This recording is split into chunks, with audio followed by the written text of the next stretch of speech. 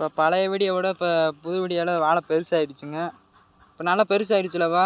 ஆமாம், அது பெருசாகிடுச்சுல. வாழை நீ பெருசாக எத்தனை நாள் ஆகும்? இதோடு 1 வருஷம் தான்டா. 8 மாதம் 10 மாதம் பெருசாக. ஆமாம், தாறு இறங்கிடும். ஆமாம். இப்போ வந்து இது நல்லா வளர்ந்துருச்சுல? அகத்தி எல்லாமே நல்லா வளர்ந்துருக்கு. நாற்று இருந்துச்சு. அந்த சைடு மிளகாயை ரெடி பண்ணுவோம். அந்த சைடுங்க. அப்போ குழப்பிடுங்க போகிறாங்க. நல்லா பெருசாகிடுச்சுல அகத்தி.